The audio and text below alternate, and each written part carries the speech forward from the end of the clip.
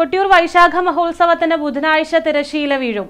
തൃക്കലശാട്ടോടെ ഈ വർഷത്തെ 28 ദിവസം നീണ്ടുനിന്ന വൈശാഖ മഹോത്സവം സമാപിക്കും.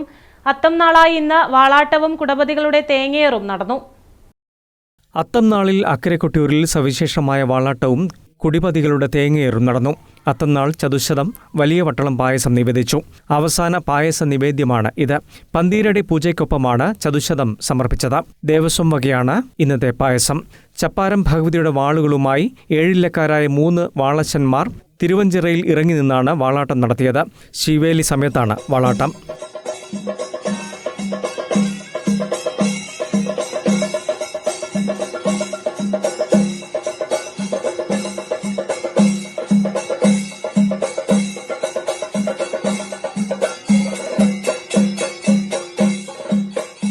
ഭണ്ഡാരമെഴുന്നള്ളത്ത് ദിനത്തിൽ എഴുന്നള്ളിച്ചു കൊണ്ടുവന്ന ദേവീദേവന്മാരുടെ തിടമ്പുകൾക്ക് മുന്നിൽ വടക്കോട്ട് തിരിഞ്ഞു നിന്നാണ് വാളാട്ടം നടത്തിയത്.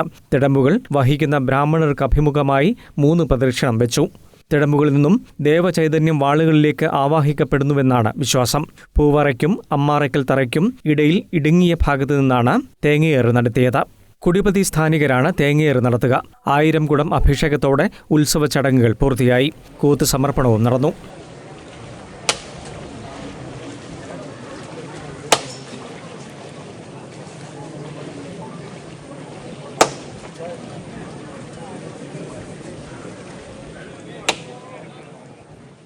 ഉത്സവത്തിന് സമാപനം കുറിക്കുന്ന തൃക്കലശാട്ട് നാളെ നടക്കും.